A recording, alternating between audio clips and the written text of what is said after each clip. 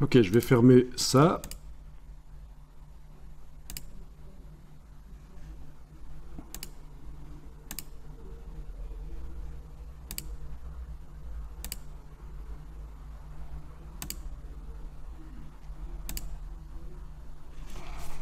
Ok.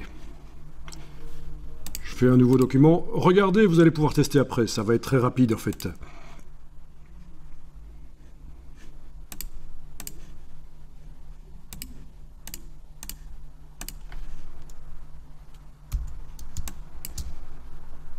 Donc. Ok.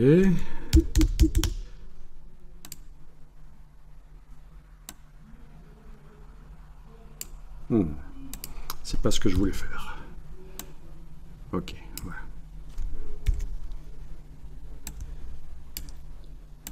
Ah, tiens, il me l'a vectorisé. Oui, je voulais redimensionner l'objet et l'outil marionnette était enclenché quand j'ai essayé de passer de marionnette à transformation manuelle, il me l'a vectorisé. Donc je vais faire un CTRL-Z plusieurs fois. Voilà, ok. Là, je vais l'agrandir.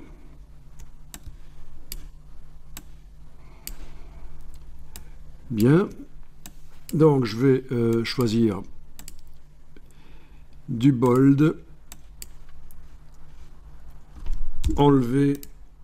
Ça, vous ne faites pas, vous regardez juste. J'enlève bien sûr le fond, le contour, parce que je sais que dans le cas du texte, il faut aller dans la palette Aspect, ajouter les fonds et contours par la palette Aspect. C'est beaucoup mieux. Ajouter un nouveau fond, voilà. Voilà le fond, ok. Le contour.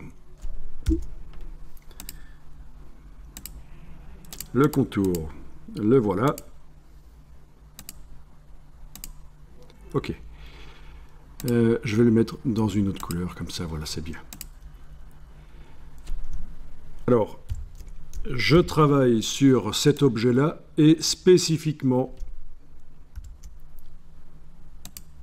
sur cet objet-là et spécifiquement sur son contour.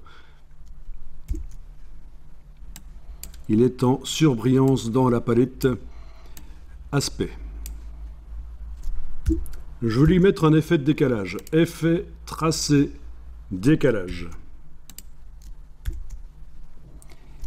Et je ne sais pas si vous avez eu l'occasion de tester, mais si vous mettez un décalage négatif, -2, touche tabulation, le contour va sur le caractère. Intéressant. Ok. En plus de lui mettre un effet de décalage sur ce contour, je vais lui mettre un effet d'ombre portée. Menu Effet spécial ombre portée.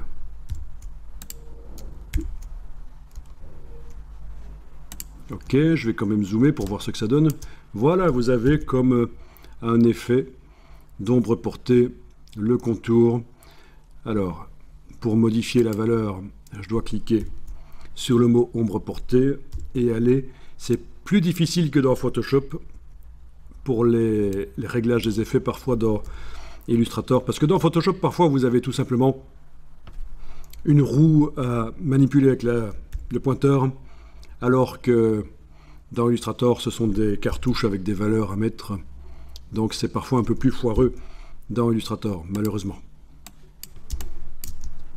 Ok, intéressant. Intéressant. Si on veut donner un effet comme si c'était un peu en biseau avec une épaisseur, une solution, c'est de dupliquer le contour en l'amenant sur le signe plus ou sur le bloc de feuille à gauche de la corbeille. Le contour dupliqué a également une ombre portée, mais elle ne m'intéresse pas, je vais la jeter.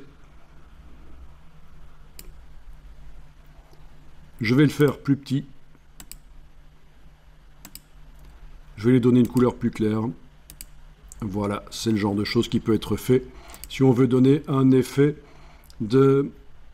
d'épaisseur, peut-être à nouveau dupliquer le contour, etc.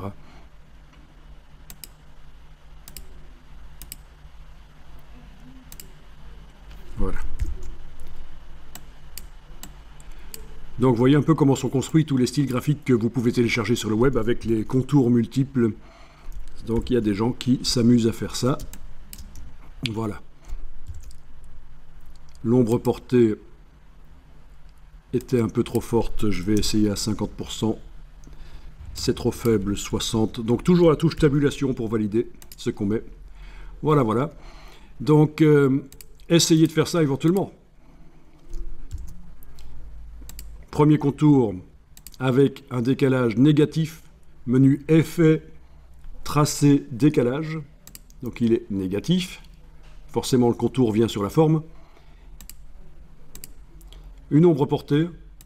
Deuxième contour, c'est une copie du premier avec une épaisseur moins grande, une couleur plus claire. Troisième contour, une copie à nouveau, encore une épaisseur plus faible, une couleur plus claire.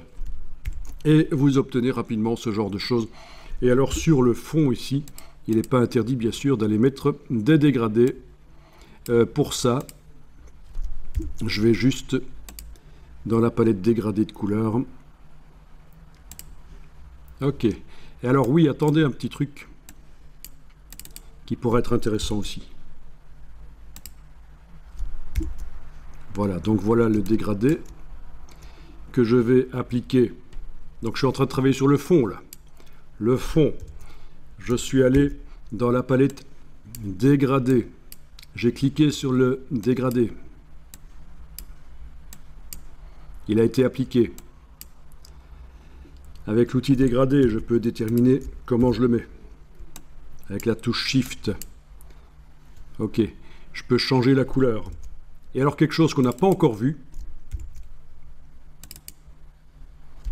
D'abord, je change la couleur.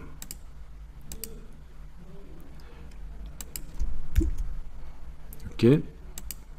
Quelque chose qu'on n'a pas encore vu, c'est mettre de la texture sur le fond. L'objet est sélectionné, la ligne de base. Le fond ici est sélectionné, je travaille sur lui. Je vais dans Effets. Et alors, vous avez, dans le menu Effets, deux parties. Vous avez les effets Illustrator qui se mettent... c'est des effets vectoriels en fait. Et puis vous avez les effets Photoshop qui sont intégrés à Illustrator. Et dont notamment un effet de grain photo qui peut donner de la texture très intéressante, mais il y en a plein d'autres à tester. Donc je vais dans Effets artistiques, grain photo. Ça ouvre une boîte pour zoomer Alt roulette, ça fonctionne, oui. Alors au niveau du grain, je vais faire en sorte qu'il soit quand même assez visible. Voilà, en jouant sur le curseur grain, parce que je ne sais pas mettre du grain qui est trop discret. Voilà ce que ça va donner. Ok. Et donc, c'est quand même un peu trop fort, c'est pas grave. Et donc sur le fond, on a du grain. Alors, c'est quoi ce dégradé bizarre? Eh oui, ok, le dégradé. Ok. Eh oui, oui, oui. Les paramètres des effets de pixelisation. Menu Effets, paramètres des effets de pixelisation du document. Je suis à 300 pixels par pouce. Il n'a pas l'air de l'avoir réellement pris. Effets, paramètres. On dirait que la carte graphique a décroché à un certain moment et qu'elle ne faisait plus son rôle. Voilà. Donc voilà ce que j'obtiens. Oui, le grain est très fort. Pour le modifier, il faudrait que j'aille recliquer sur grain photo et que j'aille baisser le curseur. Mais voilà, vous voyez qu'on sait obtenir des choses très sympas dans Illustrator et qui s'éloignent du côté vectoriel parfois, grâce au grain là. Ok, essayez ce genre de choses. Je vous donne quelques minutes pour essayer. C'est pas facile. Si vous n'y arrivez pas, je comprends tout à fait. Je vous déploie ici les contours et le fond, et je vous l'affiche, je vous le garde affiché. Assez difficile de tout vous montrer sur l'écran ici. Donc je vais enregistrer le fichier et je vais lui donner le nom texte contour sur fond. Voilà. Et puis je passe à la suite. Pour simplifier les choses, je vais fermer ce document. En créer un nouveau. Alors vous pouvez regarder et vous allez tester après. Donc voilà.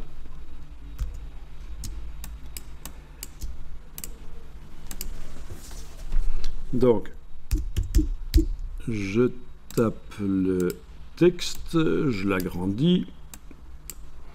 Bien. Je choisis la police.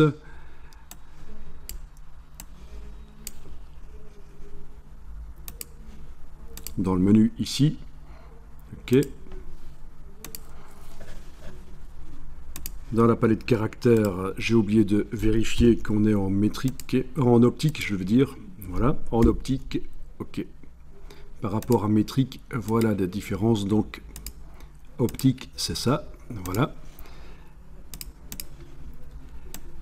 Alors, si je veux une version plus épaisse, on peut faire ceci. En utilisant cette fois-ci, maintenant que vous connaissez les effets dynamiques, les effets modifiables, en allant dans la palette aspect, mais je ne vois pas le fond, bien sûr, parce qu'en fait, la couleur qui est là, je dois l'enlever. C'est du texte, c'est particulier. Pas de couleur de fond, pas de couleur de contour. Puis par la palette aspect, je vais ajouter un nouveau fond. Donc ceci, c'est une nouvelle manière de gérer les fonds et les contours. Et dans le bas de la palette des outils, vous avez une ancienne manière. En tout cas, surtout quand on travaille avec du texte. C'est pour ça que la couleur, il faut la mettre par la palette aspect, même si une fois qu'on l'a mise par la palette aspect, elle apparaît dans la palette des outils. Donc c'est vraiment quelque chose de bizarre, mais c'est comme ça. En mettant un effet de décalage, mais cette fois-ci pas sur le contour. Jusqu'à présent, on a mis les décalages seulement sur les contours. Mais sur le fond de cet objet, qui est spécifiquement sélectionné ici, le fond de cet objet sélectionné, eh bien, je vais pouvoir épaissir. Donc, je vais pouvoir faire effet, tracer, décalage. Et là, vous allez obtenir un décalage comme vous voulez. 2 mm par exemple, ou 1 mm. En cochant et en décochant la case aperçue, on va voir avec et sans. Il ne veut pas. OK. Je clique sur OK. Voilà. Une fois que j'ai cliqué sur OK, en cochant et décochant l'œil en phase de décalage, là on voit avant et après. Et vous pouvez épaissir comme ça, faire du faux gras. OK. Mais alors, je vais jeter ça. D'abord, je vais enregistrer ça sous un nom, parce que ça vous n'allez pas le faire, c'est trop simple. Texte, donc c'est le faux gras par effet décalage sur le fond.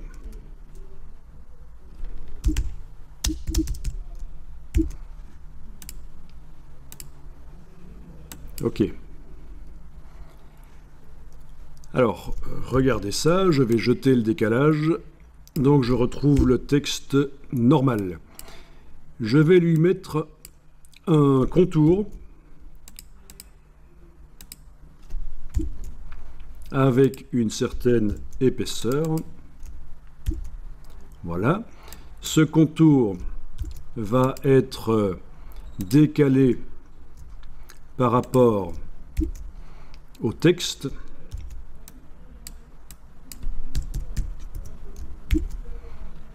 En lui mettant donc un effet de décalage. Logique.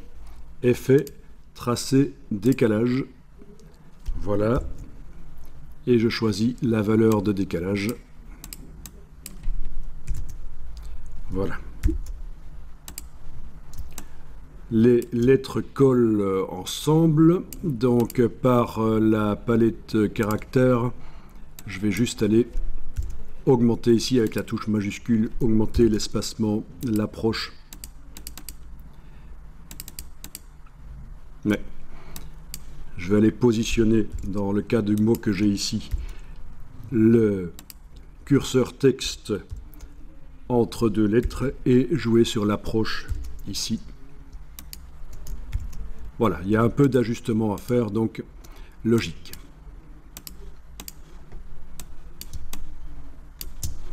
Bien, c'est sympa ça.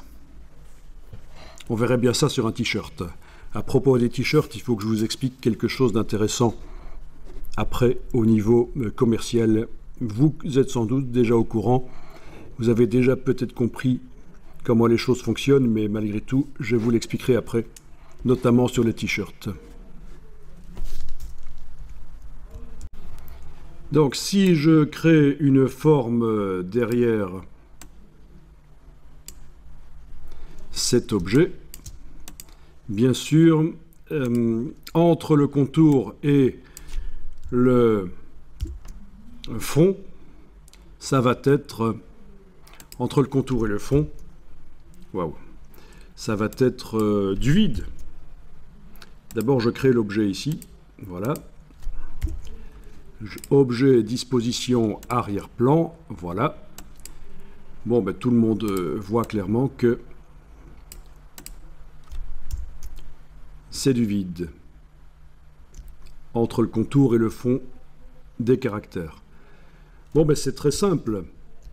Si je veux, et vous avez sans doute déjà compris, mais je veux quand même montrer parce que c'est avec des exemples qu'on comprend.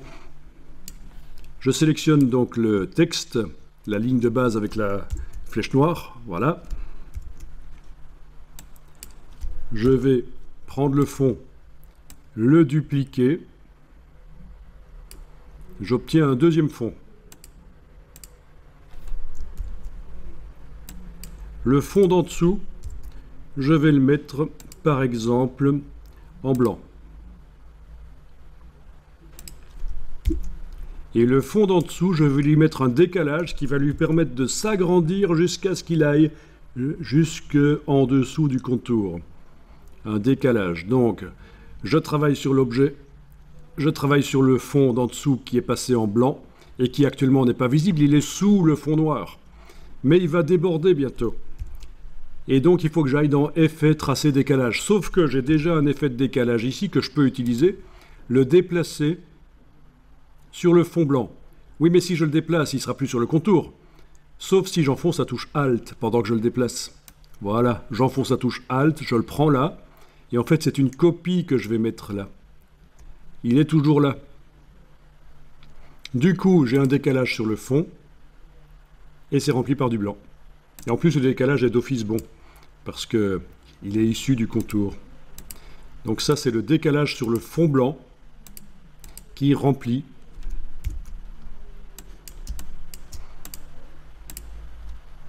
Je vais enregistrer ça.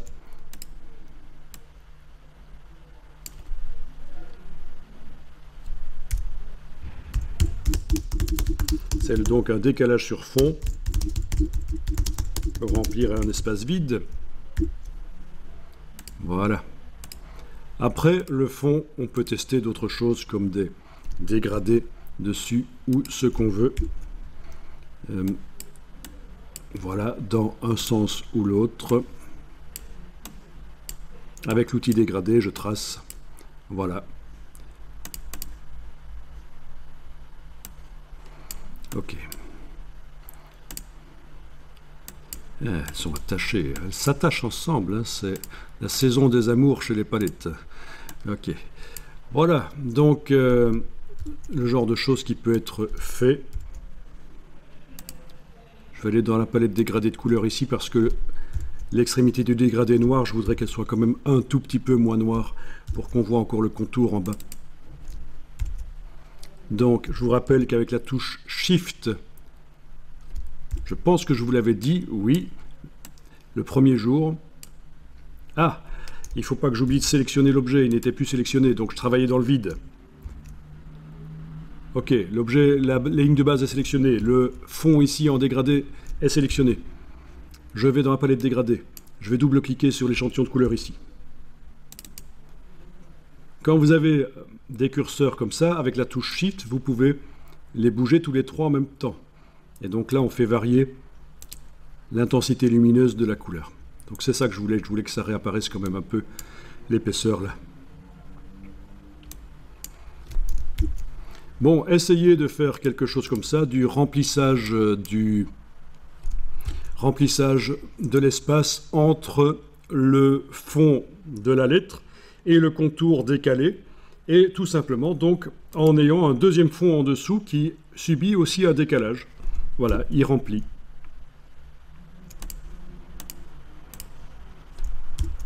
Allez-y, je vous laisse tester.